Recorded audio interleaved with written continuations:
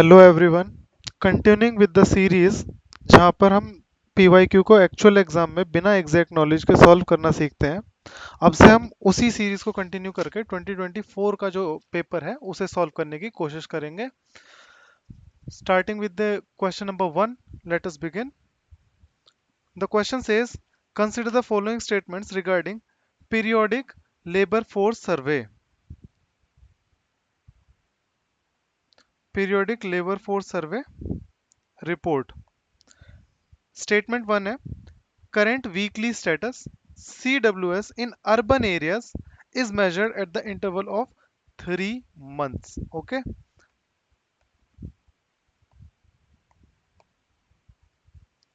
Statement 2, present labor force participation rate LFPR and unemployment rate is in declining trend when compared to its base year 2017-18.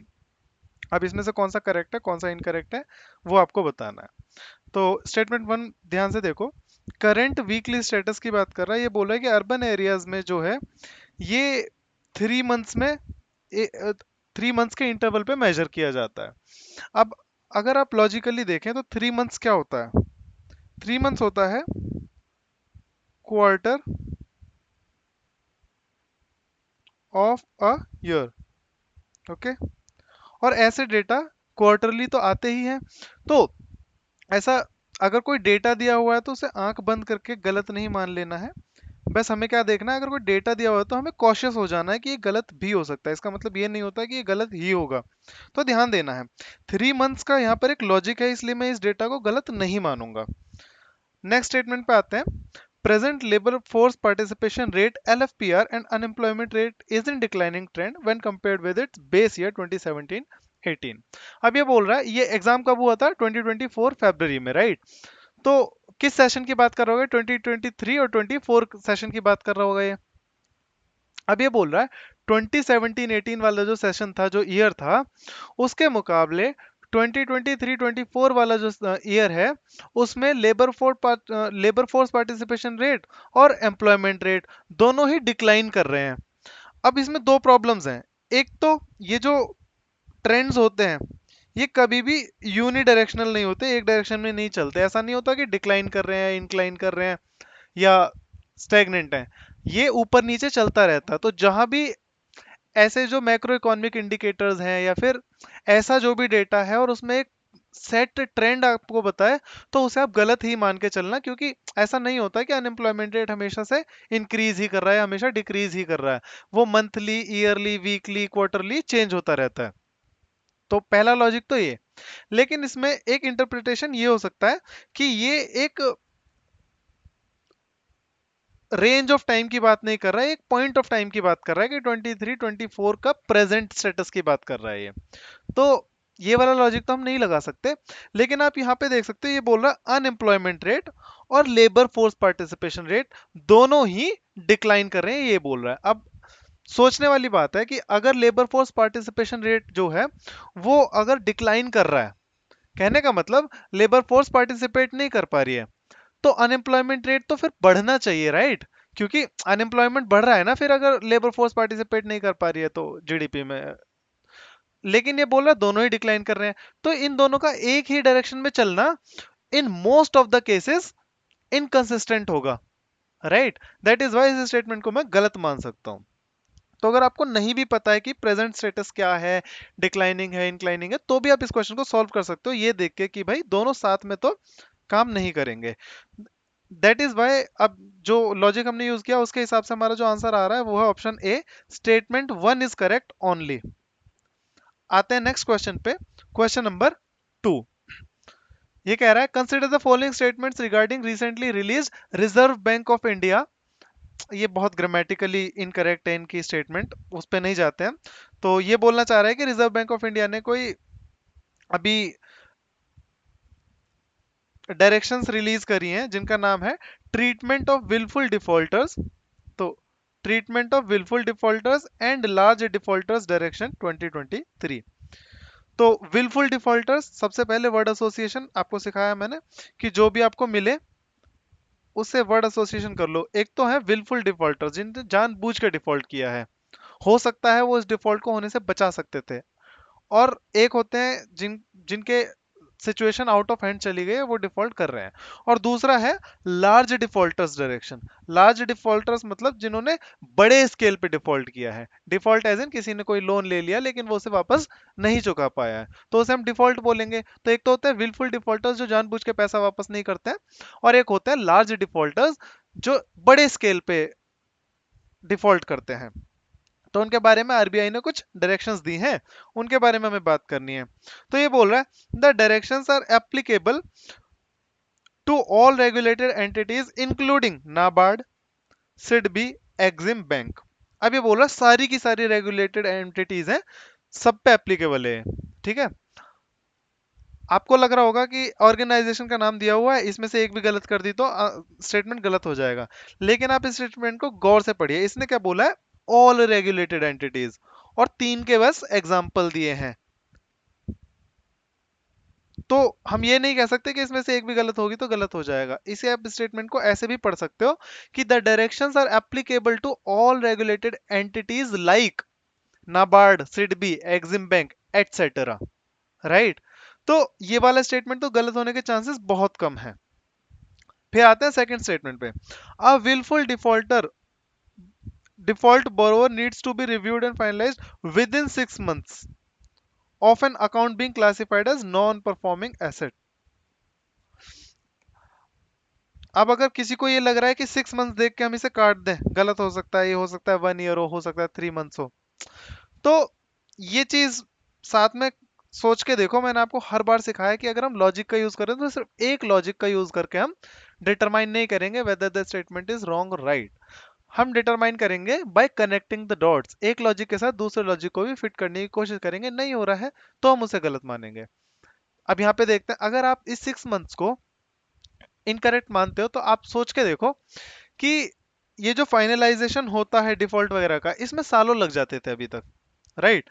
अब ये बोल रहा है 6 months, तो आप देख रहे हो कोई पॉजिटिव चीज है, ये सिस्टम को फास्ट ट्रैक करने की कोशिश कर रहा है, ईज ऑफ डूइंग बिजनेस बढ़ेगा इससे, तो इसे मैं कैसे गलत मान सकता हूं, नहीं। ओके। अब आते हैं थर्ड वाले पे। Lender can not proceed against guarantor without exhausting the remedies against principal debtor.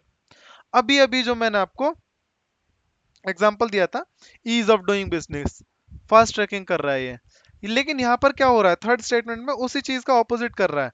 ये ऑप्शंस कम कर रहा है, जो रेमेडी सीख कर रहा है उसके पास ऑप्शंस कम कर रहा है, मतलब ये डिफिकल्ट कर रहा है, ईज ऑफ डूइंग बिजनेस को बढ़ाने की जगह घटा रहा है। दैट इज वाई इस स्टेटमेंट को मैं गलत बोलूंगा, बिकॉज ये नेगेटिव लाइट में शो कर रहा है हमारी पॉलिसीज को। तो हेंस हमारे जो 1 एंड 2 स्टेटमेंट्स है वो सही है और 3 गलत है, तो हम कह सकते हैं B option is the correct answer.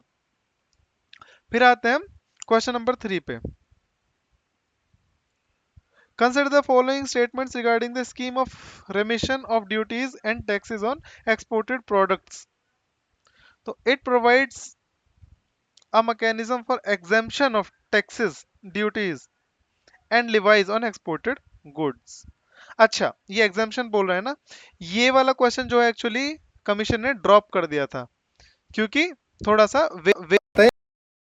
से, क्योंकि इसके दो इंटरप्रिटेशंस हैं, और अगर एक इंटरप्रिटेशन लेंगे तो ये स्टेटमेंट सही हो जाएगा और एक इंटरप्रिटेशन लेंगे तो ये स्टेटमेंट गलत हो जाएगा। दैट इज वाई स्टेटमेंट को, इस क्वेश्चन को ही कमीशन ने कैंसिल कर दिया था। We will not discuss this वाला question. Moving on to the question number 4। Consider the following statements regarding prompt corrective action. सबसे पहले वर्ड एसोसिएशन। प्रॉम्प्ट मतलब क्विक, करेक्टिव मतलब क्यूरेटिव, किसी चीज का क्योर, कोई चीज गलती हो गई उसे अब करेक्ट करना है, एक्शन आपको पता ही है। तो इसमें क्या करेंगे हम, इस वाले फ्रेमवर्क में क्या करने की कोशिश करी गई होगी कि कुछ चीजें प्रॉब्लमेटिक होती जा रही हैं, तो जल्दी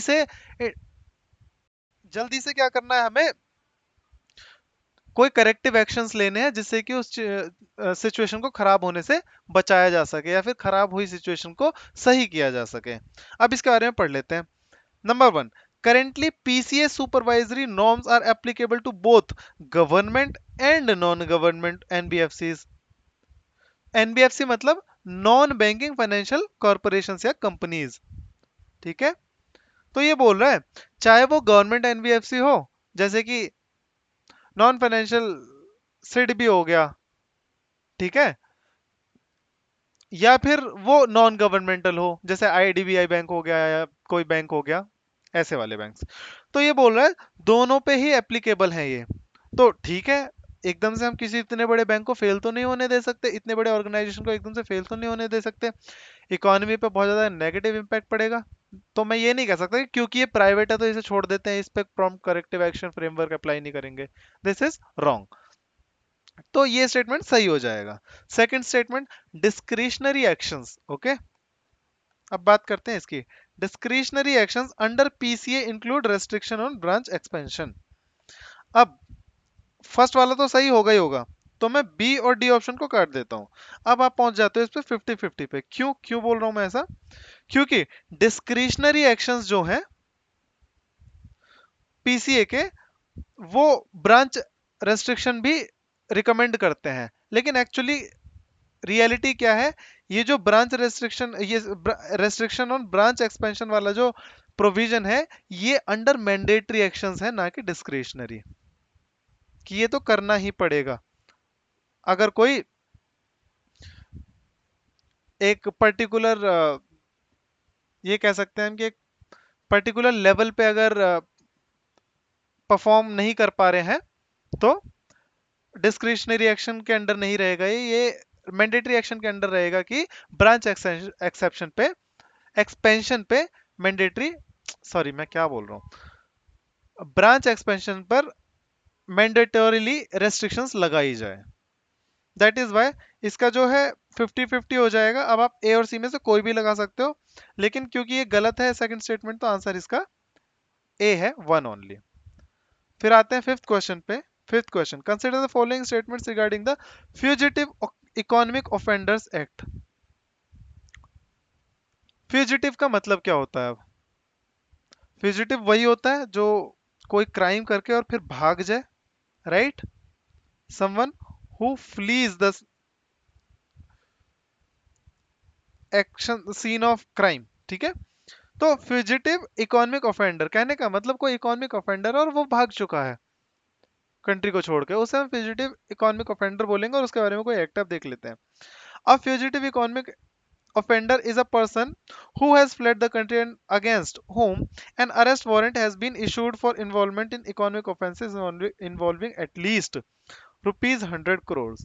अब मैंने आपको ये सिखाया है कि जब कोई डेटा पॉइंट दिया जाए तो वो यूजुअली गलत होता है, और अगर कोई डेटा की रेंज दी जाए तो ऐसा देखा गया है कि वो मोस्ट ऑफ द टाइम सही होती है। अब ये बोल रहा है एट लीस्ट ₹100 करोड़, मतलब 100 करोड़, 100 करोड़ और मोर, मतलब ये तो एक रेंज है, तो मैं इसे सही ट्रीट करूंगा स्टेटमेंट को। Next statement is, under the act authorities are empowered to confiscate assets even when no conviction has been obtained. तो अगर कन्विक्शन नहीं भी हुई है उसकी, जो इकोनॉमिक ऑफेंडर है, तो भी उसके एसेट्स को कन्फिस्केट किया जा सकता है। भाई, अगर कन्विक्शन नहीं हुई है और फिर भी वो फ्यूजिटिव है, वो भाग गया है, तो व्हाट इज द पॉइंट उसके एसेट्स को प्रोटेक्ट करना, कन्फिस्केट ना करने का? ये तो लॉजिकल है, इस स्टेटमेंट को मैं गलत नहीं मानूंगा। अब आते हैं थर्ड पे, financial intelligence unit is the nodal agency to implement the act. अब ये स्टेटमेंट गौर से देखिए, फाइनेंशियल इंटेलिजेंस यूनिट की जगह कोई और ऑर्गेनाइजेशन, कोई और डिपार्टमेंट हो सकता है जो नोडल एजेंसी की तरह काम कर सकता है, राइट? कितने सारे डिपार्टमेंट्स हैं इंडिया में। तो इसे गलत करने की प्रोबेबिलिटी बहुत ज्यादा है, और इनफैक्ट ये गलत है भी, क्योंकि इसे देखता है ईडी, एनफोर्समेंट डायरेक्टरेट, ना कि फाइनेंशियल इंटेलिजेंस यूनिट। तो ये बहुत कॉमन नॉलेज है कि ये जो इकोनॉमिक ऑफेंसेस वाले जो केसेस हैं ये ईडी लेता है, तो बहुत ज्यादा डिफिकल्ट स्टेटमेंट है भी नहीं है। That is why option A is the correct answer, 1 and 2 only. फिर आते हैं नेक्स्ट क्वेश्चन पे, क्वेश्चन नंबर 6। अब क्वेश्चन नंबर 6 कह रहा है, consider the following statement regarding the global survey on digital and sustainable trade facilitation। digital survey, sorry, global survey on digital and sustainable trade facilitation। इसके बारे में बात कर रहा है और ये बोल रहा है बताओ भाई कौन सा सही है स्टेटमेंट, कौन सा गलत है। पहले स्टेटमेंट पे आ जाते हैं। It was release by World Trade Organization. मैंने आपको बोला है कोई भी ऑब्जेक्टिव चीज दी हो सबसे पहले उस पर हाईलाइट कर लें, सोचेंगे बाद में सही है गलत है, लेकिन अभी हाईलाइट कर लो। Second, the overall score of India has been greater than many developed countries. तो ये बोल रहा है मेनी डेवलप्ड कंट्रीज से ज्यादा है स्कोर इंडिया का इस सर्वे में, जो भी इंडेक्स बना होगा। तो देखो इसने मैनी वर्ड का यूज किया है। मैंने आपको बताया जब भी इससे चीजों को वाटर डाउन करना हो तो ऐसे वर्ड्स यूज करेगा जो क्लियरली डिफाइंड नहीं होते। अब मैनी का मतलब 2 भी हो सकता है, 4 भी हो सकता है, 5 भी हो सकता है, 10 भी हो सकता है, 15 भी हो सकता है। ठीक है, दैट इज वाई स्टेटमेंट को मैं गलत नहीं मान सकता। अब आते हैं थर्ड पे। It is a by annual survey that deals with trade facilitation measures taken collectively by the WTO member countries। ठीक है, अब ये बोल रहा है कि ये बाय एनुअल सर्वे है और WTO कंट्रीज के थ्रू वो किया जाता है, उनके मेजर्स को चेक किया जाता है। अब इसमें दो गलतियां हैं। एक तो ये गलत हो सकता है, ये बाय एनुअल ना होके, बाय एनुअल का क्या मतलब होता है? बाय एनुअल का मतलब होता है कोई चीज अगर साल में 2 बार हो रही है तो उसे बाय एनुअल बोलेंगे हम। अब आप एक बात बताइए, ये सर्वे क्या साल में 2 बार होता होगा? सर्वे है, ग्लोबल इकोनॉमीज की बात कर रहे हैं, उनके डिजिटल और सस्टेनेबल ट्रेड फैसिलिटेशन की बात कर रहे हैं। क्या कोई ऑर्गेनाइजेशन इतना फ्री है कि भाई 2 बार ऐसा सर्वे करवाता रहे, पूरे वर्ल्ड की कंट्री से इंफॉर्मेशन निकलवाता रहे? और कंट्री से इंफॉर्मेशन निकलवाना is anyway not that easy. तो बाय एनुअल तो नहीं हो सकता। और दूसरा ये बोल रहा है, जब हमने ऊपर देखा वर्ल्ड ट्रेड ऑर्गेनाइजेशन, और मोस्ट ऑफ द टाइम्स क्या होता है ऑर्गेनाइजेशंस के नाम गलत दिए जाते हैं। तो ये फर्स्ट स्टेटमेंट गलत है, और फर्स्ट स्टेटमेंट गलत है तो वर्ल्ड WTO मेंबर कंट्रीज वाला भी सीन गलत हो जाएगा। दैट इज वाई इसमें टू वाला जो है वही स्टेटमेंट सही है। लेकिन अब देखो इसने पूछा क्या, इसने पूछा how many of the statements given above are correct. तो बहुत सारे लोगों ने एक गलती करी थी, और इसमें ना मैं कैंडिडेट्स की गलती नहीं मानता, इसमें कमीशन की गलती है। उन्होंने बहुत ही पुअरली वर्डेड अपने क्वेश्चंस को सेट किया है। पूछ रहा है हाउ मेनी और ऑप्शंस दे रहा है विच वन। तो बहुत कंफ्यूजिंग है ये, पीछे भी देखो ऐसा हो रहा है। ये पूछ रहा है हाउ मेनी, ठीक है, यहाँ पर पूछ रहा है हाउ मेनी। फिफ्थ क्वेश्चन देखिए, ये बोला how many of the statements, और ऑप्शन दिए हैं इसने 1 and 2, 2 and 3। ये हाउ मेनी के साथ तो कंसिस्टेंट है ही नहीं। तो ये थोड़ा सा आपको देखना पड़ेगा ऑप्शन में कौन सा आंसर लगाना है आपको। ये बहुत प्रॉब्लमेटिक है। यूजुअली क्या होगा, क्योंकि हमारा सेकंड स्टेटमेंट सही है तो ज्यादातर लोग क्या लगाएंगे 2 only। लेकिन ये गलत हो जाएगा। क्यों गलत हो जाएगा? क्योंकि इसने पूछा हाउ मेनी। ओके, तो इसमें आंसर आएगा A 1 only। अब इसके सपोर्ट में मैं बिल्कुल नहीं हूं, क्योंकि ये कमीशन की गलती है, उसने बहुत पुअर मैनर में क्वेश्चंस को सेट किया है। पीछे कह, पीछे ये चीज लॉजिक काम नहीं कर रहा है, ये लॉजिक काम कर रहा है। इसलिए अभी हम स्टेटमेंट्स पे फोकस करेंगे, कौन सी गलत कौन सी सही हो सकती है, ये बात की बात है। ये कमीशन की गलती हमारी नहीं है। तो बेसिकली इसमें 1 and 3 स्टेटमेंट्स गलत है, सेकंड स्टेटमेंट बिल्कुल सही है। ये वर्ल्ड ट्रेड ऑर्गेनाइजेशन नहीं करता, ये मल्टीपल ऑर्गेनाइजेशंस मिलके करते हैं, जैसे कि UN economic commission for Africa, UN economic commission for Europe, for Latin America and Caribbean, UN economic and social commission for Asian Pacific, western Asia and UNCTAD। ये सारे ऑर्गेनाइजेशंस मिलके इस सर्वे को करते हैं, not World Trade Organization. That is why हमारा A जो है is the correct answer. Consider the following statements regarding the corporate debt market development fund। अब ये क्या बोल रहा है, corporate debt market development fund, एक फंड करा है इसने, उसके बारे में बात कर रहे हैं। फंड किसके बारे में? Corporate debt market development. जो कॉर्पोरेट में डेट मार्केट होती है उसके डेवलपमेंट की बात हो रही है। डेट मार्केट मतलब बॉन्ड्स वगैरह जो खरीदे और बेचे जाते हैं, उस मार्केट की बात कर रहे हैं, उस मार्केट के डेवलपमेंट की बात कर रहे हैं। जब भी ऐसा कुछ होता है इकोनॉमी में, अब ये जनरल नॉलेज है इसलिए मैं आपको बता रहा हूँ, मैं ये नहीं कह रहा कि ये नॉलेज नहीं है आपको तो ये क्वेश्चन नहीं हो पाएगा, लेकिन जनरल नॉलेज है कि जब मार्केट डेवलपमेंट की बात होती है तो वो बात कर रहे होते हैं मार्केट को रिस्क से बचाने के लिए।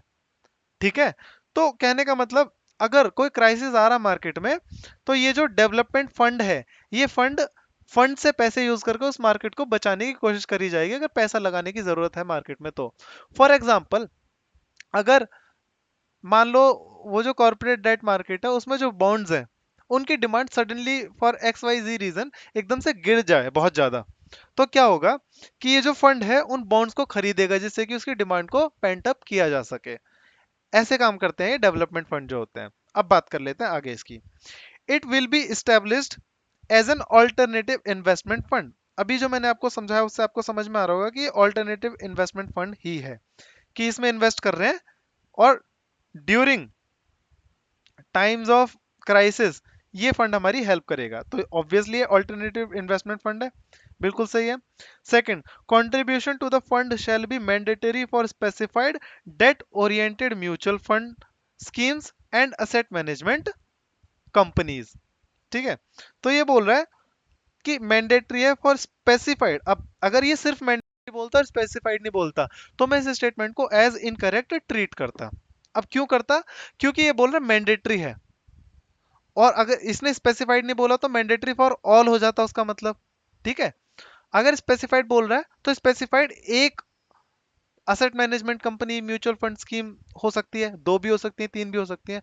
तो इतनी सारी एसेट मैनेजमेंट कंपनीज हैं, म्यूचुअल फंड स्कीम्स हैं, अगर उसमें से कुछ के लिए मैंडेटरी होगा भी तो it is not a big deal, it is quite possible. That is why इस स्टेटमेंट को गलत नहीं मानूंगा, क्योंकि इसने स्पेसिफाइड बोल के इस पूरे इंपैक्ट को, इस स्टेटमेंट के मैंडेटरी वर्ड के पूरे इंपैक्ट को वाटर डाउन कर दिया है, कि मैंडेटरी है लेकिन कुछ के लिए, अब वो कुछ डिफाइंड नहीं है। दैट इज वाई इसे मैं सही मानूंगा। आते हैं थर्ड पे। Initially it will be established for 5 years, ठीक है, and can be extended as per SEBI's mandate. तो सेबीज मैंडेट से एक्सटेंड किया जा सकता है, बिल्कुल मान सकता हूं मैं, क्योंकि कैन भी बोल रहा है, विल भी नहीं बोल रहा। तो सेबी कर सकता है, रेगुलेटरी बॉडी कुछ भी कर सकता है वो कल को। लेकिन 5 years को देखो, एक तो ये डेटा पॉइंट है, रेंज नहीं है, और दूसरी बात, बॉन्ड मार्केट में ये जो मार्केट होती है, ये शॉर्ट टर्म मार्केट तो होती नहीं है, लॉन्ग टर्म वाली मार्केट होती है। 5 years इतनी बड़ी इतना बड़ा ड्यूरेशन और टाइम तो नहीं है कि हम उसे लॉन्ग टर्म में कंसीडर करें। मतलब लॉन्ग टर्म होता है ये, लेकिन बॉन्ड मार्केट के लिए दिस इज सफिशिएंटली स्मॉल, तो मैं इसे गलत मानूंगा। ठीक है, 5 years बहुत छोटा टाइम है। तो मैं बोलूंगा कि 1 और 2 स्टेटमेंट हमारे करेक्ट है। That is why B, two only is the correct answer. Two only क्यों बोल रहा हूं? क्योंकि हाउ मैनी पूछा है, ना कि विच वंस पूछा है। Okay, eighth question, consider the following statements regarding the foreign portfolio investment, FPI. ठीक है, इन इंडिया। अब एफपीआई क्या होते हैं कि एक पर्टिकुलर प्रोपोर्शन से नीचे अगर कोई फॉरेन प्लेयर है वो इंडिया में इन्वेस्ट कर रहा है तो उसे पोर्टफोलियो बोलेंगे, और उस पर्टिकुलर थ्रेश होल्ड से अगर ज्यादा करेंगे इन्वेस्ट वो, तो उसे डायरेक्ट माना जाएगा। वो टेक्निकल डेफिनेशन है, उसकी मैं बात इसलिए नहीं कर रहा हूँ क्योंकि हम यहाँ पर लॉजिकली सॉल्व करेंगे, ना कि नॉलेज के थ्रू करते हैं। It has fluctuated drastically in past decade. अभी ड्रास्टिकली वर्ड देखते ही यूजुअली मैं इसे काट देता स्टेटमेंट को, क्योंकि ड्रास्टिक बोल रहा है तो ये खुद ही उसे एक्सट्रीम पे ले जाने की कोशिश कर रहा है, तो ये स्टेटमेंट हो जाती है गलत। लेकिन ये यूजुअली होती है, यहां पर ये गलत क्यों नहीं होगी? क्योंकि पास्ट डेकेड की बात कर रहा है, और ये पेपर हुआ था 2024 में, मतलब 2014 से लेकर 2024 तक की बात हो रही है। और दिस इज दैट पीरियड जिसमें कोविड हुआ था, राइट, पेंडेमिक आया था। और पेंडेमिक के टाइम पे एक्चुअली फॉरेन पोर्टफोलियो इन्वेस्टमेंट बहुत ज्यादा फ्लक्चुएट हुई थी, तो मैं इसे इसलिए गलत नहीं मानूंगा। अगर कोई और पीरियड होता, कोई जनरली ऐसा यूजुअल पीरियड होता नॉर्मल बिजनेस वाला, तो उस टाइम पे मैं ड्रास्टिकली वर्ड देखते इस स्टेटमेंट को काट देता। तो इन चीजों का भी ध्यान रखना पड़ता है कि जब एक्सट्रीम पे ले जाते हैं ये स्टेटमेंट को तो वो गलत होती है यूजुअली। लेकिन यहाँ पे पास्ट डेकेड की बात कर रहे हो, उस डेकेड को भी आपको ध्यान में देना होगा कौन से डेकेड की बात कर रहे हो और वहां पे ये पॉसिबल है कि नहीं। तो drastically is quite possible there, तो मैं इस स्टेटमेंट को गलत नहीं मानूंगा। This is actually statement. फिर आते हैं in 2023, sorry 2022-23, the net FPI in India was less than 1% of GDP. Range है। ओके, और एफपीआई 2022-23 की बात कर रहा है ये वही टाइम है जब कोविड वगैरह खत्म होने की बात हो रही थी, लेकिन आफ्टर इफेक्ट्स लॉकडाउन के, पेंडेमिक के सब थे। तो बहुत ज्यादा क्यूरियस नहीं था कोई अपने यहाँ से बाहर इन्वेस्ट करने में। तो ये स्टेटमेंट ट्रिक, ये क्वेश्चन जो है पूरा का पूरा ट्रिकी बस इसलिए हो जाता है क्योंकि ये एक उस टाइम पीरियड की बात कर रहा है जहां पे चीजें चीजें एबनॉर्मली काम कर रही हैं। वरना इस स्टेट अगर ये कोविड की बात नहीं होती तो देखो इस स्टेटमेंट को मैं कैसे सॉल्व करता, वो बताता हूँ मैं आपको, जिससे कि आप समझ जाएं, मिसगाइड ना हो कि भाई ऐसा बोला था लेकिन ऐसा नहीं हुआ। मैं इरेज करके फिर से बताता हूँ तुम्हें। अगर ये एफपीआई की बात कर रहा है और ये बोल रहा है ड्रास्टिकली फ्लक्चुएट हुआ है पास्ट डेकेड में, तो इन्वेस्टमेंट डिसीजंस लोग इतनी ज्यादा ऑफ्टन चेंज नहीं करते। और दूसरा, ये statistically large number of people की बात हो रही है, तो कुछ अगर अपनी इन्वेस्टमेंट हटा रहे हैं तो कुछ डालेंगे भी, तो ड्रास्टिक फ्लक्चुएशंस नहीं आएंगी। ठीक है, यूजुअल टाइम्स में। दैट इज वाई मैं इस वर्ड को देख के इसे काट देता। और 1% ऑफ जीडीपी, ये बहुत छोटी रेंज है, 0 से लेके 1%। तो इसे भी मैं गलत मान लेता कि इतना कम थोड़ी ना होगा एफपीआई, इतना कम इन्वेस्टमेंट हो रहा होगा इंडिया में, दैट टू जब इंडिया को कह रहे हैं कि one of the fastest growing major economies है। तो इसे भी मैं गलत मानता। फिर आता थर्ड पे, foreign exchange management act 1999 is the primary legislation governing FPI India. इस स्टेटमेंट में कुछ भी मुझे गलत नहीं दिख रहा, तो इसे मैं सही मान रहा हूँ, क्योंकि एक्ट के नाम से पता लग रहा है कि फॉरेन एक्सचेंज मैनेजमेंट की बात हो रही है, तो एफपीआई इसी में तो आएगा, कहीं और नहीं आएगा। दैट इज वाई स्टेटमेंट हो जाता सही, तो इसे मैं नहीं काटता। तो मेरा आंसर क्या हो जाता, only third statement is correct. और उसके हिसाब से मैं हाउ मैनी पूछा है तो ए लगा देता मैं। लेकिन क्योंकि ये क्वेश्चन बहुत ट्रिकी है और मैंने आपको बता दिया ट्रिकी क्यों है, कोविड की वजह से। तो अब इस क्वेश्चन को कैसे अप्रोच करेंगे वो देख रहे हैं। क्योंकि ये पास्ट डेकेड की बात कर रहा है तो इस स्टेटमेंट को मैं सही मानूंगा, क्योंकि पास्ट डेकेड में ड्रास्टिकली फ्लक्चुएट हुआ है due to Covid. Second statement पे आते हैं। सेकंड स्टेटमेंट कहता है कि 2022-23 की बात कर रहा है, ये कोविड के बाद वाला ही टाइम है। इनफैक्ट बहुत सारे एरियाज में वर्ल्ड के अभी भी कोविड के बहुत ज्यादा आफ्टर इफेक्ट्स और लॉकडाउन वगैरह चल रहे थे। तो उस टाइम पे अगर एफपीआई इंडिया में लेस देन 1% है तो it is not surprising. That is Y statement को भी मैं सही मानूंगा। थर्ड स्टेटमेंट है ही सही, अभी आपको एक्सप्लेन किया था। That is why C is the correct answer, all three. How many पूछ रहा है, all three are correct here. तो हमेशा याद रखना, इस क्वेश्चन में मैंने आपको दो दो चीजें सिखाई हैं। जब एबनॉर्मल टाइम की बात हो रखी हो तब कैसे अप्रोच करना है क्वेश्चन को, जब नॉर्मल टाइम की बात हो रही है तब कैसे अप्रोच करना है क्वेश्चन को। बहुत ट्रिकी क्वेश्चन है ये, रियल टाइम में, एग्जाम टाइम में इसे सॉल्व करना बहुत मुश्किल है। ठीक है, फिर आते हैं नेक्स्ट नाइन्थ क्वेश्चन पे। नाइन्थ क्वेश्चन कहता है कि consider the following statements in reference to fertiliser sector in India. Statement one, sulphur coated urea, also commonly called neem coated urea, will help in addressing the sulfur deficiency of the soil। अब जो sulphur coated urea है, obviously अगर कोई urea है मतलब nitrogen fertiliser है, nitrogenous fertiliser है, उसे हम सॉइल में डाल रहे हैं और उसे सल्फर से कोट करके डाल रहे हैं। तो अगर सॉइल में सल्फर की डेफिशिएंसी है तो ऑब्वियसली वो सल्फर की डेफिशिएंसी को एड्रेस करेगा। ठीक है, तो यहां पर तो कोई प्रॉब्लम नहीं है कि will help in addressing the sulphur deficiency in soil. But आप ये बताइए मुझे, सल्फर कोटेड यूरिया को मैं नीम कोटेड यूरिया क्यों बोलूंगा? सल्फर और नीम का क्या रिलेशनशिप है आपस में? ये तो अलग होने चाहिए, right? That is why this statement is incorrect. और ये बहुत डिफिकल्ट नहीं है पहचानना, सल्फर और नीम का कोई रिलेशनशिप हमने तो पढ़ा नहीं है आज तक, तो मैं तो इसे गलत ही मानूंगा। नेक्स्ट आते हैं स्टेटमेंट टू पे, fertiliser flying squad. Fertiliser flying squad अब was constituted to provide crop wise recommendations of fertilizers for individual farms। तो ये फ्लाइंग स्क्वाड है और ये कोई रिकमेंडेशंस, कोई इंफॉर्मेशन प्रोवाइड कर रहा है फर्टिलाइजर्स को फॉर इंडिविजुअल फार्म्स, कि कितना डालना है, कब डालना है, कितना नहीं डालना है, कौन सा डालना है, कौन सा नहीं डालना है, किस कॉम्बिनेशन में डालना है, ये इंफॉर्मेशन ये प्रोवाइड कर रहा होगा, ये कह रहा है। अब अगर प्राइमा फेसी हम स्टेटमेंट को देखें तो कोई बोलेगा कि सही स्टेटमेंट ही तो है ये, ठीक है, फार्मर्स के लिए या इंडिविजुअल फार्म्स के लिए चीजें पॉजिटिव है, पॉजिटिव लाइट में दिखा रही है गवर्नमेंट पॉलिसी को, तो ये सही होगा। लेकिन हमेशा याद रखना, एक लॉजिक पे ब्लाइंडली नहीं जाना है, डॉट्स को कनेक्ट करना है। मैंने आपको सिखाया वर्ड एसोसिएशन। ओके, तो फ्लाइंग स्क्वाड जो है हमारा, ये फ्लाइंग स्क्वाड, इसका नाम आपने दीजिए मुझे, इससे अलग हटके, इसे छोड़ दीजिए अभी क्वेश्चन को। फ्लाइंग स्क्वाड आपने सुना होगा, एग्जाम जब हो रहा होता है तब जो आते हैं लोग, जैसे मान लो मैं बैठ के एग्जाम एग्जाम कोई आ जाए और आके मेरी चेकिंग करने लगे, तो वो जो टीम आती है उसे हम फ्लाइंग स्क्वाड बोल, आपको ये पता होगा होगा बात है। फ्लाइंग स्क्वाड जो एग्जाम में आते हैं, क्या वो हमें कोई इन्फॉर्मेशन प्रोवाइड करने आते हैं या कोई रिकमेंडेशंस देने आते हैं? नहीं, राइट। वो तो हमें चेक करने आते हैं कि भाई कोई चीटिंग तो नहीं कर रहा है, कोई अनफेयर मीन्स तो यूज नहीं कर रहा है। तो बेसिकली वो तो पुलिस की तरह है, ठीक है। वो rules and laws and orders exam time में जो होता है उन्हें रेनफोर्स करने आ रहे हैं। तो फ्लाइंग स्क्वाड का मतलब थोड़ी ना हो जाएगा, भले ही वो फर्टिलाइजर फ्लाइंग स्क्वाड है, हो सकता है वो किसी और फील्ड में काम करे, लेकिन काम तो वही करेगा ना, फ्लाइंग स्क्वाड वाला। तो फ्लाइंग स्क्वाड बेसिकली क्या करता है, वो देखता है कि कोई होर्डिंग वगैरह तो नहीं कर रहा है फर्टिलाइजर की, बिकॉज ये हेविली सब्सिडाइज्ड होते हैं। तो market fluctuations, demand and supply को खत्म करने के लिए, डिमांड एंड सप्लाई को अपनी हिसाब से उसे बेंड करने के लिए कोई होर्डिंग वगैरह तो नहीं कर रहा है, या फिर ग्लट तो नहीं कर रहा है, एकदम से सब हैवी सप्लाई तो नहीं कर रहा है, ये सब चेक करने के लिए यूज करते हैं उन्हें।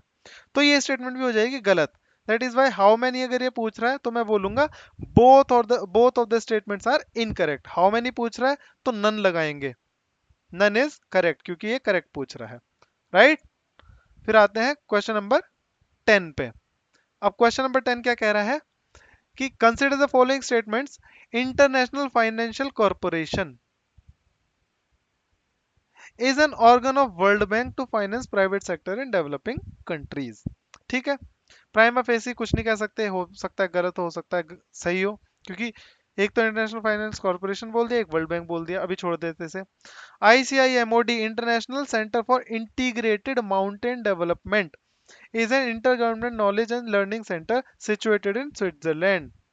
बाकी कहीं तो और कोई गलती करने की गुंजाइश नहीं है, कहाँ गुंजाइश है, सिर्फ स्विट्जरलैंड, कोई और कंट्री हो सकती है, स्विट्जरलैंड बोल दिया बस, ये हो सकता है। फिर आते हैं, all India rural financial inclusion survey is conducted by reserve bank of India. ठीक है, एवरी 5 years, तो यहाँ पे दो चीजें गलत हो सकती हैं, आरबीआई और 5 years।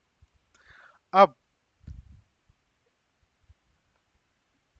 आरबीआई मैंने बोला है ऑर्गेनाइजेशन, अभी आपको बताया था कि ऑफ्टन क्या होता है क्वेश्चंस में, ज्योग्राफी के क्वेश्चंस में ऑर्गेनाइजेशन को ज्यादातर टाइम गलत देते हैं ये। अभी गलत भी हो सकता है, सही भी हो सकता है, लेकिन जो पैटर्न देखा गया है वो ऑर्गेनाइजेशन ज्यादातर गलत होती हैं, तो मैं इसे गलत मान रहा हूं। ठीक है, सेकंड वाला, कंट्री बिल्कुल रिप्लेसेबल है, गलत कर दो।